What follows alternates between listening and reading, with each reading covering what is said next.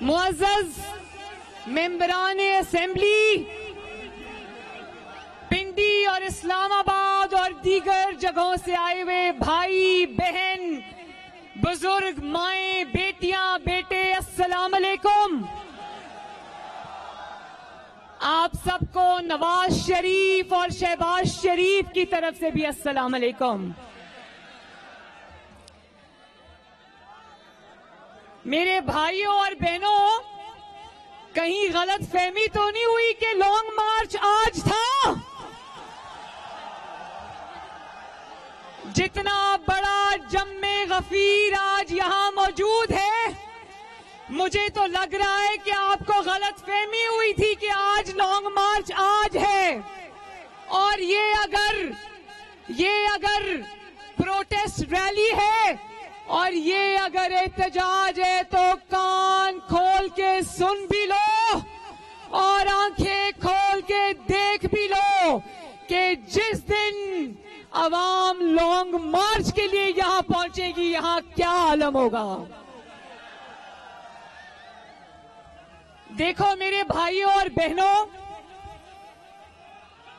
ہم آج ایک ایسی سڑک پر موجود ہیں جس کو کانسٹیٹیوشنل ایونیو کہتے ہیں، یعنی کہ شاہراہ دستور، جس کی دونوں اطراف میں انصاف دینے والے ادارے ہیں۔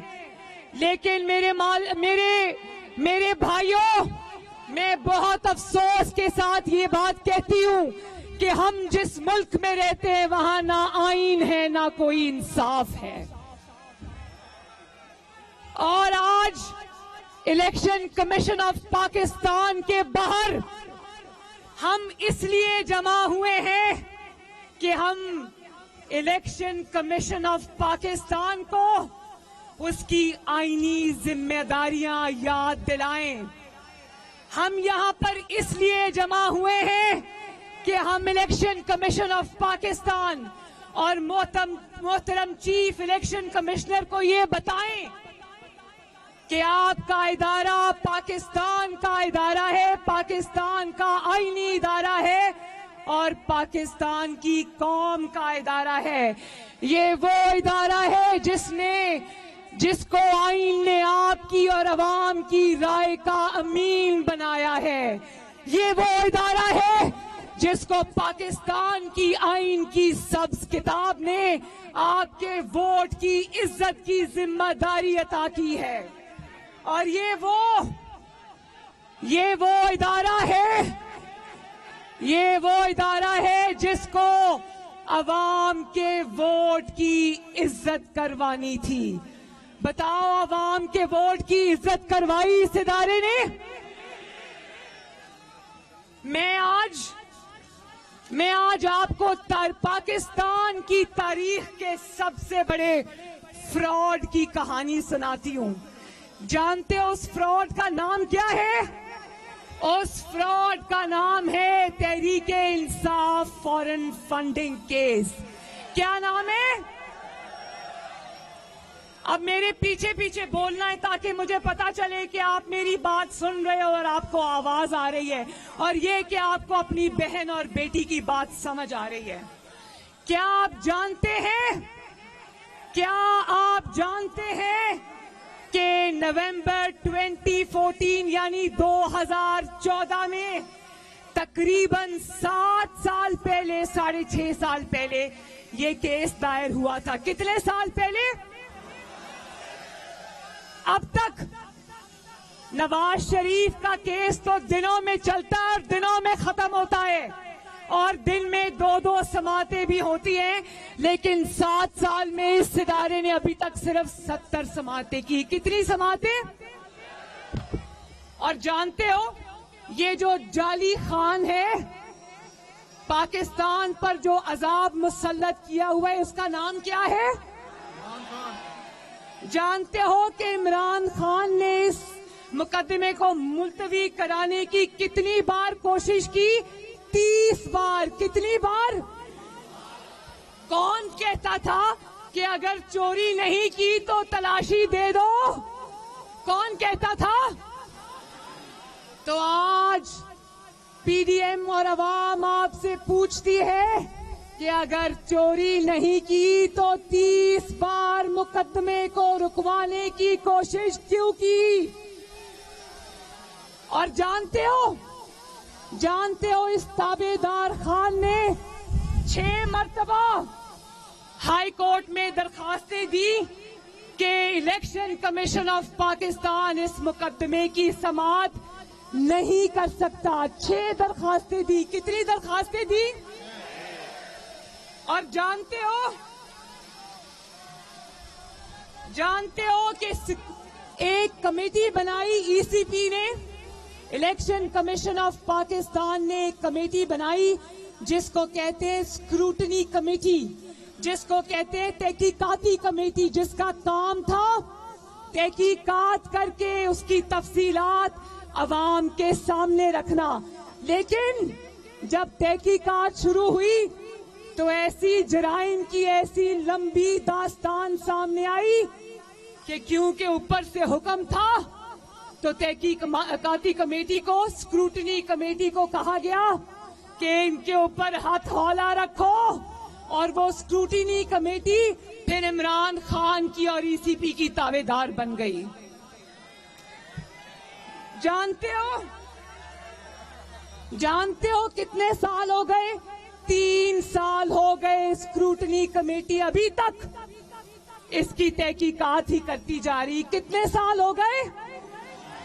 حالانکہ اتنے واضح اور ہوش اڑا دینے والے حقائق ہیں جن کا فیصلہ 3 سال تو کیا 3 دن میں ہو سکتا ہے، لیکن 3 سال سے یہ سانپ بن کر اس کے اوپر بیٹھے ہوئے ہیں. اور جانتے ہو کہ 80 سماعتوں کے دوران عمران خان نے کم از کم 24 مرتبہ کارروائی رکوانے کی کوشش کی. کتنی مرتبہ؟ اور 4 درخواستیں دی کہ کارروائی کو خفیہ رکھا جائے. کتنی درخواستیں دی؟ اور اگر اتنا ہی آپ کا دامن صاف تھا تو کیوں درخواستیں دی کہ کارروائی کو خفیہ رکھا جائے؟ اس کا مطلب ہے چوری تو ہوئی ہے، اور نہ صرف چوری ہوئی ہے بلکہ بہت بڑی چوری ہوئی ہے. لگانا چاہتا ہوں، دنیا کو بتانا چاہتا ہوں، قاضی کو سنانا چاہتا ہوں، قاضی کو سنانا چاہتا ہوں. دیکھو بیان بدلنا تو ان کا روز کا کام ہے، اسی لیے ان کو یو ٹرن خان کہتے ہیں. کیا کہتے ہیں؟ انہوں نے یہاں صرف بیانات نہیں بدلے، انہوں نے 8 وکیل بدلے، لیکن 8 کتنے وکیل بدلے؟ لیکن 8 وکلاء کو بدلنے کے بعد بھی چوری نہیں چھپی. بولو، چوری نہیں چھپی. اور جانتے ہو کہ اسٹیٹ بینک آف پاکستان نے، جو کہ ایک اور قومی ادارہ ہے، اس نے عمران خان کے 23 خفیہ بینک اکاؤنٹ پکڑے. کتنے بینک اکاؤنٹس پکڑے؟ جو بینک اکاؤنٹس اس نے ECP سے اور پاکستان کی عوام سے چھپا کر رکھے تھے، وہ 23 بینک اکاؤنٹس جو اسٹیٹ بینک آف پاکستان ہے اس نے پکڑ لیے اس کے. اور یہ 23 بینک اکاؤنٹس اس عمران خان کے دستخطوں کے ساتھ آپریٹ ہو رہے تھے. یہ نہیں کہ ان کو پتا نہیں تھا، جان بوجھ کے پاکستان کی عوام سے اور ECP سے اپنا جرم چھپایا انہوں نے. اور اسکروٹنی کمیٹی خود یہ اعتراف کرتی ہے کہ یہ حقائق ہم آپ کو فراہم نہیں کر سکتے کیونکہ عمران خان نے منع کیا ہے. میرے بھائیوں، اب پتا چلا کہ چور کی گردان کرنے والا خود سب سے بڑا چور نکلا. کیا آپ یہ جانتے ہو؟ ایک اور جرم سن لو. جانتے ہو یہ پیسہ جو عمران خان کے اکاؤنٹس میں آیا، پاکستان تحریک انصاف کے اکاؤنٹ سے آیا. یہ کیسے آیا جانتے ہو؟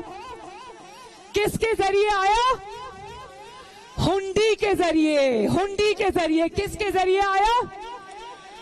جانتے ہو نا ہنڈی کے ذریعے کون سا پیسہ لایا جاتا ہے؟ جانتے ہو نا؟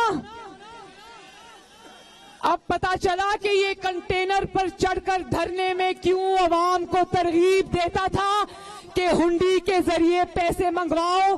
کیونکہ یہ خود ہنڈی کے ذریعے یہ چوری اور پتہ نہیں خفیہ کا پیسہ کہاں کہاں سے منگوا رہا تھا.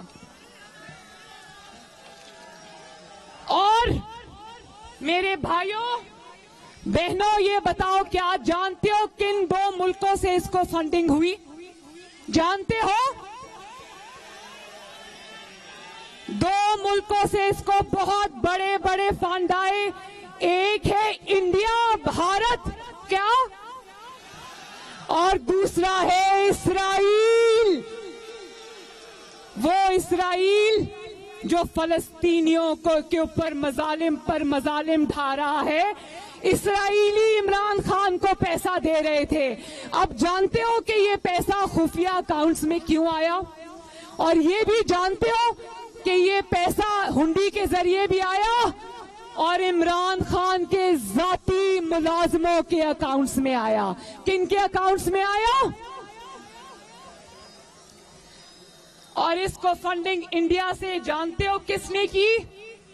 بھارتیہ جنتا پارٹی کے ارکان نے، جس کا نام دوسانجھ ہے. دوسانجھ یہ لکھا ہے میرے پاس یہ نام. اس کا نام ہے اندرجیت دوسانجھ.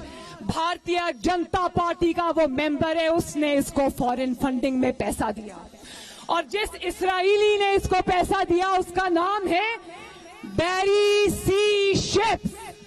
اور یہ بھی میں آپ کو بتا دوں کہ ایسی بے تحاشا کمپنیوں اور لوگوں نے اس کو پیسہ دیا. اور اب دیکھو جب آپ بھارتیہ جنتا پارٹی کے لوگوں سے فنڈ لو گے تو پھر مودی کی جیتنے کی دعائیں کیوں نہیں مانگی جائیں گی؟ پھر کشمیر کیوں مودی کی جھولی میں نہیں پھینکا جائے گا؟ بھئی جن سے آپ پیسے لیتے ہو ان کا کام بھی تو کرنا پڑتا ہے نا. پھر کرنا پڑتا ہے کہ نہیں کرنا پڑتا؟ اور پھر میرے بھائیوں دھیان سے یہ بات سننا. اور جب کہتا ہے نا کہ پی ڈی ایم سے مجھے کوئی فرق نہیں پڑا، پی ڈی ایم سے اتنا فرق پڑا ہے کہ جو 7 سال سے کیس دبا کر بیٹھا ہوا ہے وہ اس کو کھولنا پڑ گیا ہے. اور جانتے ہو جب پی ڈی ایم نے اور عوام کے دباؤ میں جواب دینا پڑا تو اس نے کیا جواب دیا جانتے ہو؟ کہتا ہے کہ مجھے نہیں پتا، یہ سب میرے ایجنٹس نے کیا ہے. کس نے کیا ہے؟ کہتا ہے میں نے نہیں کیا، مجھے نہیں پتا، سب میرے ایجنٹس نے کیا ہے. واہ واہ واہ واہ، تالیاں بجاؤ تالیاں.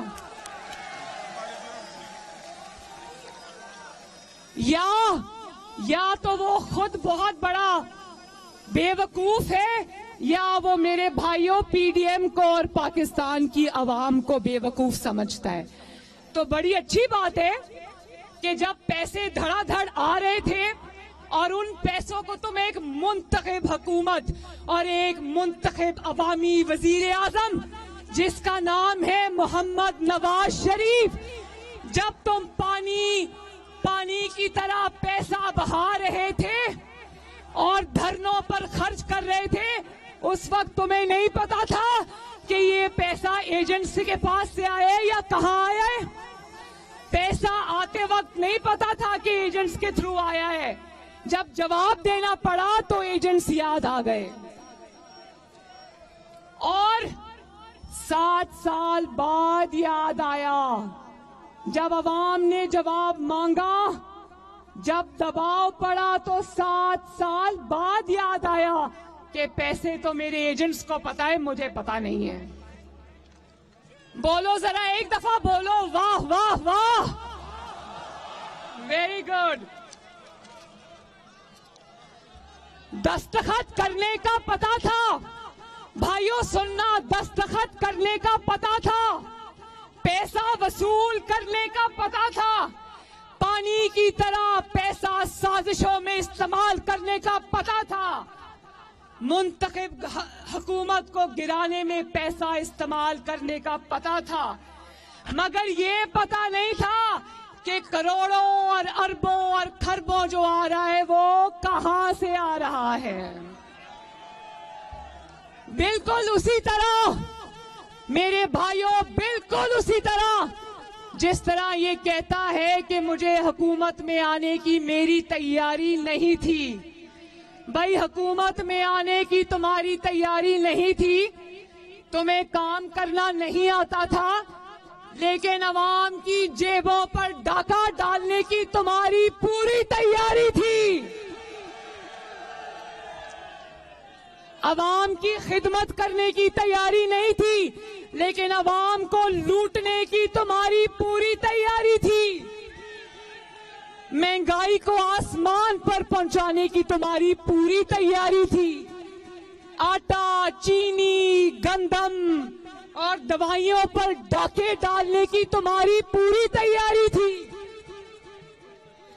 अगर ये सब तुम्हारे एजेंट्स ने किया है, इस्लामाबाद और पिंडी के भाइयों और बहनों, अगर ये सब तुम्हारे एजेंट्स ने किया है, तो जरा ये भी बता दो ईसीपी के सामने कि 2018 के इलेक्शंस में तुम्हारे बैलेट बॉक्सेस में वोट किस एजेंट ने डाले थे। जरा ये भी पाकिस्तान के अवाम को बता दो कि अगर पैसा देने वाले एजेंट्स थे तो तुम्हें इक्तदार में लाने वाले एजेंट्स कौन थे। और ये भी बता दो कि साकिब निसार से तुम्हें जाली साकिब और अमीन, सादिक और अमीन नहीं, साकिब और अमीन का सर्टिफिकेट दिलवाने वाले एजेंट्स कौन थे। और अब ये भी बता दो, यहां मीडिया की वैन्स मौजूद हैं, ये भी बता दो कि तुम्हारे लिए मीडिया को मैनेज करने वाले, मीडिया को दबाव में लाकर अपनी मर्जी की खबरें चलवाने वाले एजेंट्स कौन है। पूछो मेरे भाई, कौन है वो एजेंट्स। और ये भी बता दो कि तुम पाकिस्तान के 22 करोड़ अवाम की तबाही के जिम्मेदार हो, तुम पाकिस्तान के बड़े बड़े जराइम के जिम्मेदार हो। तो जरा ये भी बता दो, तुम्हारे हर जुर्म और हर गलती पर पर्दा डालने वाले एजेंट्स कौन हैं? कौन है? आवाज नहीं आ रही, कौन है?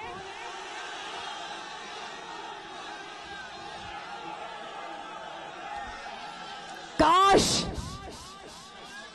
सुन तो रहे होंगे, मेरा ख्याल है कि ये आवाज पहुंच जाएगी कि लोग जानते हैं कि तुम्हें 22 करोड़ अवाम पर मुसल्लत करने वाले एजेंट्स कौन हैं।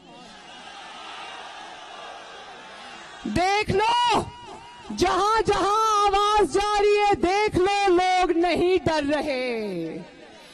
पाकिस्तान बदल रहा है। तुम जितना भी जोर आजमा लो, तुम जितना भी अपनी ताकत आजमा लो, तुम पाकिस्तान के अवाम से नहीं जीत सकते। बताओ कि पाकिस्तान की अवाम अब जमहूरियत के लिए खड़ी हो गई है या नहीं खड़ी हो गई? हाथ उठा के बता दो मुझे। और अब मैं इलेक्शन कमीशन ऑफ पाकिस्तान से भी कुछ सवाल पूछना चाहती हूं। मेरे साथ ये सवाल पूछोगे ना? मैं इलेक्शन कमीशन ऑफ पाकिस्तान से ये सवाल पूछना चाहती हूं कि क्यों 2018 के इलेक्शन में जब आपके हाथ पांव बांधकर आरटीएस को बंद किया गया, आप क्यों खामोश रहे? पूछो, आप क्यों खामोश रहे? जब आपके इदारे, मैं ईसीपी की बात कर रही हूं, अभी बाकी इदारों की बात नहीं कर रही, डरने की जरूरत नहीं है।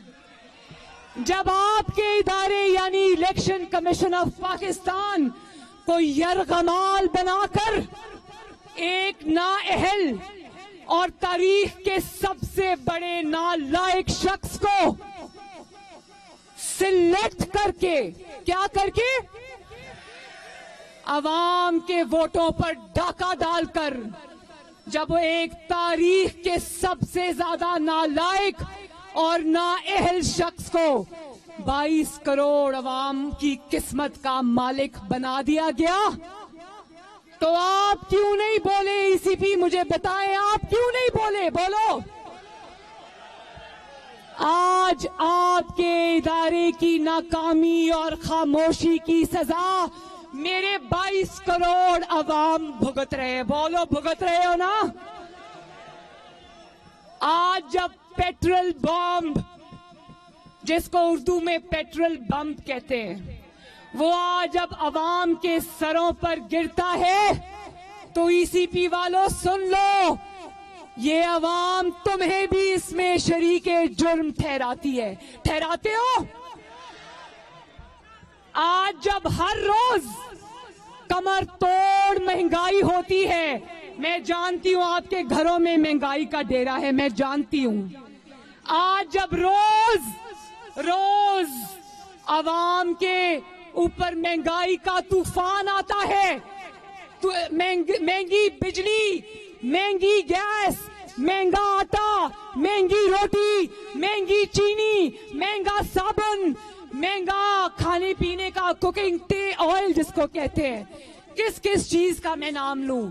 आज जब उन चीजों की कीमतें रोज अवाम की पहुंच से बाहर हो जाती है, तो अवाम आपको भी ईसीपी इस जुर्म में शरीके जुर्म ठहराते हो। बोलो, मैं ठीक कह रही हूं?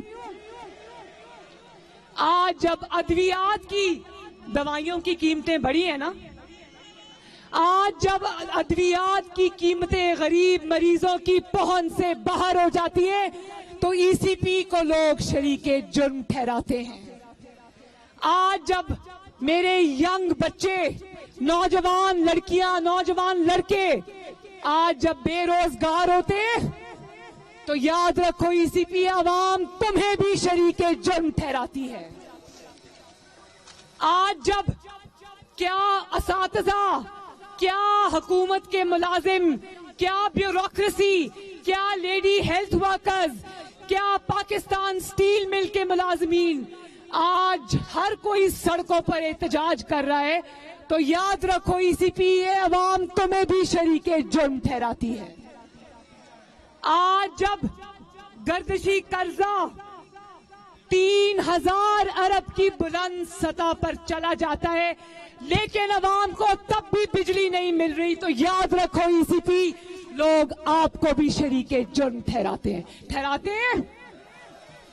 और आज जब अचानक पूरे मुल्क के अंदर, पूरे पाकिस्तान के अंदर, चारों सूबों के अंदर बिजली बंद हो जाती है, अचानक पूरा मुल्क अंधेरों में डूब जाता है, तो याद रखना ईसीपी इस नाअहली और नालायकी में लोग आपको भी शरीके जुर्म ठहराते हैं। और आज जब ब्रॉडशीट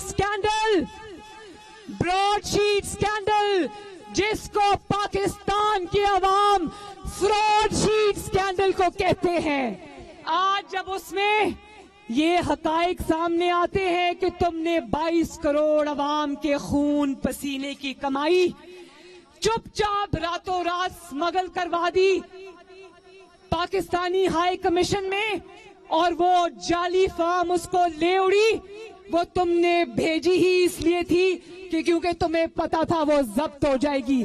और वहां तक नहीं बात, देखो ये ऐसे लोग हैं, इमरान खान और उसकी हुकूमत, ये उसमें से भी कमीशन मांग रहे थे।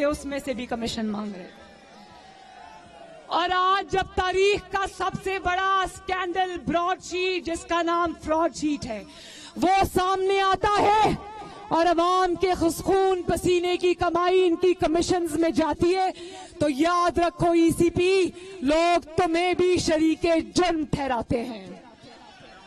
اور آج ملیشیا میں میرے بھائیوں بات سنو, آج ملیشیا میں آج ملیشیا کے اندر جب لیز پہ نہ ہونے کی وجہ سے 170 پاکستانی مسافروں کو جہاز سے اتار لیا جاتا ہے تو اس شرمندگی اور اس نالائکی اور نااہلی میں بھی لوگ ای سی پی کو شریک جرم ٹھہراتے ہیں. اور آج جب ہزارہ برادری کے ساتھ ظلم ہوتا ہے, ان کے گلے کٹتے ہیں. میں گئی تھی وہاں پر ان کو گلے لگانے کے لیے, میرے رونگٹے کھڑے ہو گئے تھے ان کی درد کی داستان سنتے ہوئے. اور آج جب وہ اس جعلی وزیر اعظم کو کہتے ہیں کہ ہمارے پاس آؤ, ہماری لاشیں پڑی ہیں, تو یہ کہتا ہے کہ یہ مجھے بلیک میل کر رہے ہیں. اور جب آج پاکستانیوں کے ساتھ اور ہزارہ برادری کے ساتھ یہ توہین آمیز سلوک ہوتا ہے کہ یہ کوئٹہ جاتا بھی ہے تو وہاں پر ایک یونیورسٹی میں بیٹھ کر جو متاثرین ہیں, جن کے بھائی بیٹے اور خاون شہید ہو گئے, ان کو کہتا ہے میرے پاس چل کر آؤ, میں نے تم سے تعزیت کرنی ہے.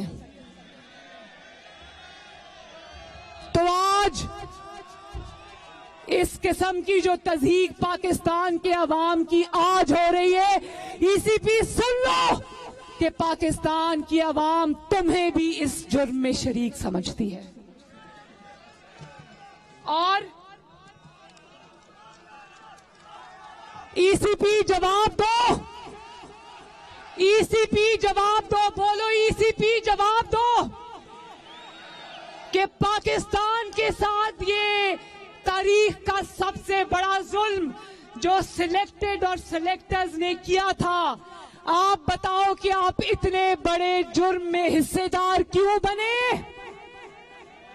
کیا بگاڑا تھا ان معصوم پاکستانیوں نے آپ کا؟ کیا بگاڑا تھا ان معصوم پاکستانیوں نے آپ کا؟ اور یاد رکھنا, اداروں پر وہ شخص حملہ کرتا ہے جو اداروں کو یرغمال بنا کر زبردستی ان سے ناانصافی پر مبنی فیصلے لیتا ہے. کیونکہ یہ جو ایجنٹس ہوتے ہیں نا, جو پیچھے سے کام کرتے ہیں, یہ سامنے نہیں آتے, سامنے ہوتے ہیں ای سی پی جیسے ادارے, اور عوام کی انگلیاں پھر ان اداروں کی طرف اٹھتی ہیں.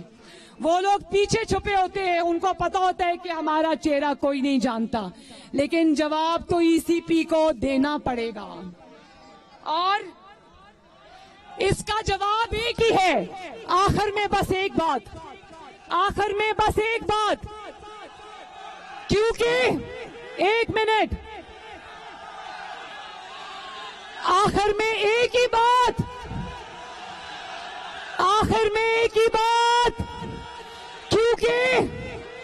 کیونکہ عمران خان نے اپنے جرم کا اعتراف کر لیا ہے, تو جب جرم کا اعتراف کوئی کر لیتا ہے تو اس کے بعد فیصلہ نہیں ہوتا, اس کے بعد صرف سزا ہوتی ہے. تو پاکستان زندہ باد, پی ڈی ایم زندہ باد, پاکستان پائندہ باد. اللہ حافظ. مسلم لیگ نون کی نائب صدر اور پی ڈی ایم کی رہنما مریم نواز شریف الیکشن کمیشن کے سامنے احتجاجی مظاہرے سے خطاب کر رہی تھیں. ان کا کہنا تھا کہ ہم